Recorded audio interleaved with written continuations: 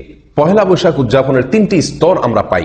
প্রথম স্তরে পহেলা বৈশাখ উদযাপিত হতো জমিদারদের আমলে, সম্রাটদের আমলে। জমিদাররা তাদের সাধারণ মানুষের কাছ থেকে যে ট্যাক্স বা খাজনা সংগ্রহ করত ফসলের, সেটা চৈত্র মাসের শেষে, বছরের শেষে খাজনা সংগ্রহ করা হয়ে গেলে আনন্দ স্বরূপ, উৎসব স্বরূপ খুশি হয়ে তারা পহেলা বৈশাখে মানুষের মাঝে মিষ্টি বিতরণ করতেন এবং সাধারণ মানুষও সেই মিষ্টি সানন্দে গ্রহণ করতেন এবং নিজেরা আনন্দ ভাগাভাগি করতেন, কারণ খাজনা রাজনা পরিশোধ হয়ে গেছে, তাদের মধ্যেও একটা নির্ভার একটা ভাব চলে আসতো। দ্বিতীয় যে স্তরটি আমরা দেখতে পাই সেটি হলো জমিদার প্রথা যখন বিলুপ্ত হয়ে গেল, তখন পহেলা বৈশাখ মানে ছিল হালখাতা। হালখাতা ছাড়া পহেলা বৈশাখ আর তেমন কিছুই ছিল না।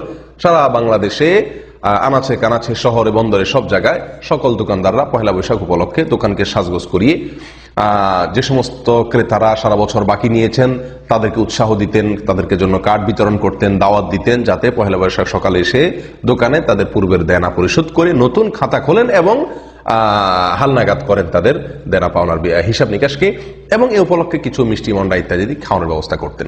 সবার ভিতরে এক ধরনের আনন্দের আবহ ছিল। এটার মধ্যেও কোনো জাতীয় ভাব ছিল না, বরং এটাও নিছক সামাজিক একটি আনন্দ, সামাজিক একটি উৎসব হিসাবে উদযাপিত হতো। এই ছিল পহেলা বৈশাখের দ্বিতীয় ধাপ বা দ্বিতীয় স্তরের ইতিহাস। এরপরে শুরু হলো তৃতীয় স্তরে পহেলা বৈশাখ উদযাপনের চিত্র, যেটি আজকে আমরা দেখতে পাচ্ছি। এটি শুরু হয়েছে 1989 সালে। আপনি উইকিপিডিয়াতে যদি সার্চ দেন দেখবেন সেখানে বিস্তারিত তথ্য আছে এবং এ সম্পর্কে বিভিন্ন বই পুস্তকেও তথ্য পাওয়া যায়। 1989 সালে সর্বপ্রথম ঢাকা বিশ্ববিদ্যালয়ের চারুকলা ইনস্টিটিউটে বেশ কিছু তরুণ শিক্ষার্থীর উদ্যোগে সর্বপ্রথম এই নতুন আঙ্গিকে বা নতুন ভাবে পহেলা বৈশাখ উদযাপন শুরু হয়। আর এদের মূলে যারা ছিলেন সংগঠক হিসাবে, তাদের মধ্যে অন্যতম ছিলেন কলকাতার বারোদার একজন শিক্ষার্থী, যার নাম ছিল তরুণ ঘোষ। এই তরুণ ঘোষ মূল নেতৃত্বে থেকে আরো কিছু যুবক শিক্ষার্থী তারা মিলে এই পহেলা বৈশাখকে নতুন ভাবে উদযাপনের চিন্তা ভাবনা তারা আবিষ্কার করলেন এবং এটা তারা চারুকলা থেকে শুরু করলেন। আর সেটি ছিল আনন্দ শোভাযাত্রা বের করা। অর্থাৎ পহেলা বৈশাখে সকালে চারুকলা থেকে একটা আনন্দ শোভাযাত্রা বের করে কিছু দূর প্রদক্ষিণ করে ঢাকা শহরের বিভিন্ন জায়গা ঘুরে আবার সেটা চারুকলা এসে শেষ হতো। এই শোভাযাত্রায় তরুণ ঘোষ কলকাতা যেভাবে দেখেছেন, ঠিক তারই আদলে হিন্দুদের বিভিন্ন প্রতিমা, তাদের বিভিন্ন দেবদেবীর বাহন, বিভিন্ন জীবজন্তুর মুখোশ, এগুলোকে সেই শোভাযাত্রায় তারা বহন করত। কিছুদিন যেতে না যেতেই এই আনন্দ শোভাযাত্রাকে নামটিকে পরিবর্তন করে দেওয়া হলো মঙ্গল শোভাযাত্রা। অর্থাৎ এটি কিছুদিনের মধ্যে পরিবর্তিত হয়ে এসে গেল এটার ভিতরে এমন একটি নাম যে নামটির সঙ্গে হিন্দু ধর্মের বিশ্বাস, তাদের পূজা একেবারে সরাসরি জড়িত, অর্থাৎ মঙ্গল শোভাযাত্রা নাম দেওয়া হলো এবং মঙ্গল শোভাযাত্রা উদযাপন শুরু হলো। আর এই মঙ্গল শোভাযাত্রা এটাই হলো পহেলা বৈশাখের আজকের যুগে সবচাইতে বড় আয়োজন এবং সবচাইতে বিশাল আয়োজন। মঙ্গল শোভাযাত্রাটা কি? মঙ্গল শোভাযাত্রাটা হলো মূলত পহেলা বৈশাখের সকালে নারী পুরুষ সকলে মিলে ঢোল এবং তবলার তালে তালে রাস্তায় বের হয়ে মিছিল করা, র্যালি বের করা, শোভাযাত্রা বের করা, উদ্দেশ্য মঙ্গল প্রার্থনা করা। অর্থাৎ এই রাস্তায় বের হলে, মিছিল বের করলে ঢোল তবলা বাজাতে বাজাতে নারী পুরুষ একসাথে মিলে মিশে এবং সেখানে বেশ কিছু প্রতিমা, বেশ কিছু পশু পাখি, বেশ কিছু প্রাণীর ছবি, মুখোশ এবং তাদের প্রতিমা, এগুলোকে বহন করা হয়। উদ্দেশ্য এই শোভাযাত্রার মাধ্যমে যেন আমাদের জীবনে বরকত আসে, কল্যাণ আসে, বিপদ আপদ দূর হয়, এই উদ্দেশ্যে এই শোভাযাত্রা বের করা হয়। অমঙ্গল শোভাযাত্রা অর্থাৎ মঙ্গলের জন্য বা মঙ্গলের উদ্দেশ্যে শোভাযাত্রা বের করা। সম্মানিত দর্শক ভাই বোনেরা, এই মঙ্গল শোভাযাত্রায় যে সমস্ত মুখোশ বা যে সমস্ত প্রতিমা ব্যবহার করা হয়ে থাকে, এই মুখোশ এবং প্রতিমাগুলো আসলে কি? এগুলোকে নিছক আর্ট হিসাবে, এগুলা কি নিছক সৌন্দর্য হিসাবেই বহন করা হয়? উত্তর হলো জি না, এটিকে নিছক সৌন্দর্য হিসাবে, নিছক আর্ট হিসাবে ব্যবহার করা হয় না, বরং যে সমস্ত প্রাণীর মুখোশ অথবা প্রতিমা বহন করা হয়ে থাকে মঙ্গল শোভাযাত্রা, আমরা একটি একটি করে যদি খোঁজ খবর নেই তাহলে দেখতে পাবো তার প্রতিটি প্রতিমা, প্রতিটি মুখোশই হিন্দুদের কোনো না কোনো দেবতার সঙ্গে, হিন্দুদের কোনো না কোনো পুজোর সঙ্গে সরাসরি জড়িত। তার ভিতরে সবচাইতে বেশি যে মুখোশগুলো দেখা যায় তার অন্যতম হলো পেঁচা। এই পেঁচা সম্পর্কে হিন্দু ধর্ম বিশ্বাস অনুযায়ী এই পেঁচা হলো মঙ্গলের প্রতীক, মঙ্গলের প্রতীক, এবং শুধু মঙ্গলের প্রতীকই নয়, এটা হলো তাদের অন্যতম একজন দেবতা লক্ষ্মীর বাহন। লক্ষ্মীর বাহন অর্থাৎ এই পেঁচার মুখোশ বহন করলে লক্ষ্মী আসবে, মঙ্গল আসবে, কল্যাণ আসবে। এটা হলো হিন্দুদের একটি বিশ্বাস। সেই হিসেবে মঙ্গল শোভাযাত্রাতে প্রচুর পরিমাণে আপনি দেখবেন পেঁচার মুখোশ বা ছবি বহন করা হয়। ঠিক তেমনি ভাবে ইঁদুর, এটা হলো গণেশের বাহন হিন্দু ধর্ম বিশ্বাস অনুযায়ী। হনুমান হলো রামের বাহন।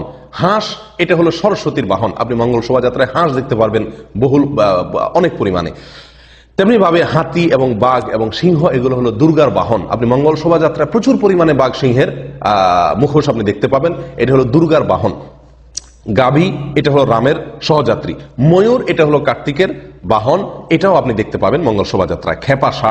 খেপা ষাঁড় বা ক্ষিপ্ত ষাঁড়, এটা হলো শিবের বাহন, এটাও আপনি দেখতে পাবেন মঙ্গল শোভাযাত্রায়। এছাড়াও সূর্য দেবতা হিন্দুদের অন্যতম একটি দেবতা। আপনারা মঙ্গল শোভাযাত্রাতে সূর্যের মতো কিছুটা মানুষের মাথার মতো দেখতে পাবেন। প্রচুর পরিমাণে এই প্রতীকটা মানুষ বহন করে থাকে। এগুলো নাকি মঙ্গলের প্রতীক। সম্মানিত দর্শক ভাই বোনেরা, এই হলো মঙ্গল শোভাযাত্রার মোটামুটি একটি চিত্র, যেটি আমি আপনাদের সম্মুখে তুলে ধরার চেষ্টা করেছি।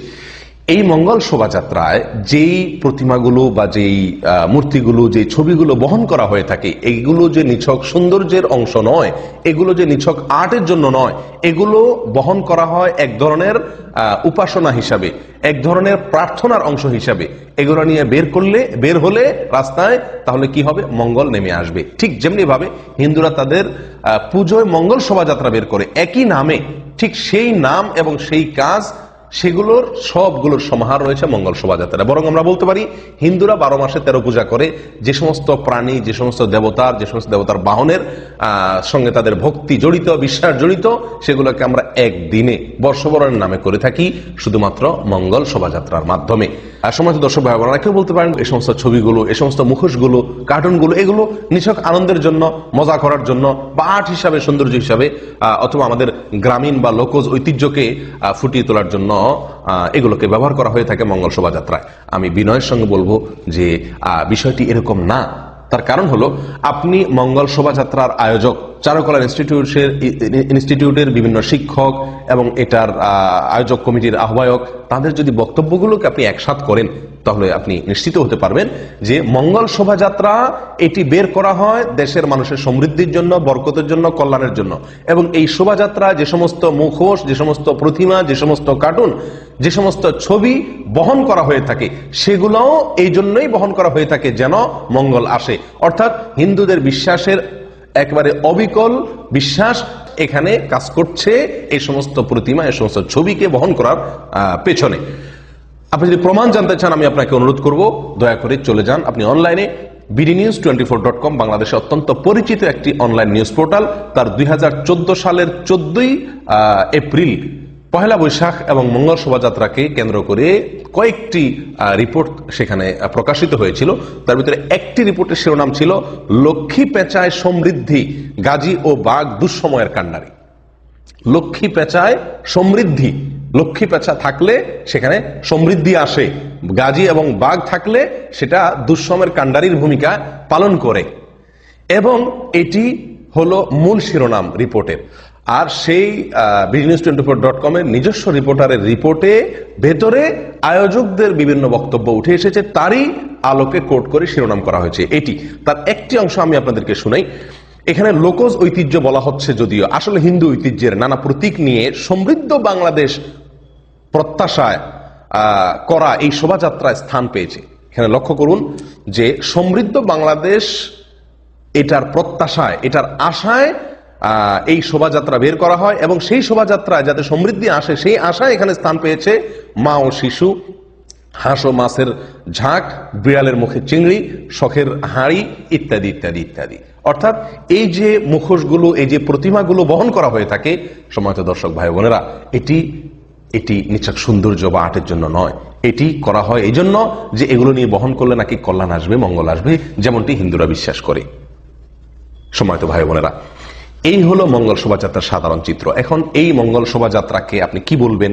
এটা কি হিন্দু ধর্মের পূজার একটি ফটোকপি বলবেন আগাগোড়া, নাকি এটাকে আপনি বাঙালির বর্ষবরণের উৎসব বলবেন? সেটার বিচারের ভার আপনার উপর আমি ছেড়ে দিলাম। সম্মানিত ভাই বোনেরা, একজন মুসলিম হিসাবে যে কোনো মুসলিম জানেন যে আমরা সকলে বিশ্বাস করি যে মঙ্গল এবং অমঙ্গলের মালিক একমাত্র আল্লাহ সুবহানাহু ওয়া তাআলা। আল্লাহ ছাড়া পৃথিবীতে বা আল্লাহর সৃষ্টি জগতে যত কিছু আছে সবই আল্লাহর সৃষ্টি। যারা আল্লাহর সৃষ্টি তারা প্রত্যেকেই আল্লাহর মুখাপেক্ষী। যারা নিজেরাই আল্লাহর মুখাপেক্ষী তারা অন্য কাউকে কল্যাণ এনে দিবে, মঙ্গল এনে দিবে, এটি সম্পূর্ণ ভ্রান্ত বিশ্বাস এবং ভুল বিশ্বাস, এবং এটি সরাসরি আল্লাহর সঙ্গে শিরক স্থাপন করার শামিল। সম্মানিত ভাই বোনেরা, ঈসা আলাইহিস সালামের কাছে মঙ্গল প্রার্থনা করে, তাকে পুজো করে, তার ইবাদত করে, উপাসনা করে খ্রিস্টানরা, এবং তার মা মারিয়ামের পূজা করে, ইবাদত করে খ্রিস্টানরা। আল্লাহ সুবহানাহু ওয়া তাআলা সূরা মায়েদার 17 নম্বর আয়াতে তাদের বিরুদ্ধে, তাদের এই বিশ্বাসের বিরুদ্ধে আল্লাহ সুবহানাহু ওয়া তাআলা একটি যুক্তি তুলে ধরেছেন অত্যন্ত চমৎকার ভাবে। আল্লাহ সুবহানাহু ওয়া তাআলা বলেন, কুল মান ইয়ামলিকু মিনাল্লাহি শাইআ ইন আরাদা আন ইহলিকা মাসিহ ইবনা মারইয়াম আন ইহলিকাল মাসিহ ইবনা মারইয়াম ওয়া উম্মুহু ওয়া মান ফিল আরদি জামিআ। আল্লাহ যদি চান, তোমরা যে ঈসা মাসির কাছে অথবা তার মা মারিয়ামের কাছে তোমরা যে প্রার্থনা করো, যদি আল্লাহ চান তাদের উভয়কে ধ্বংস করে দিবেন, সারা পৃথিবীর সমস্ত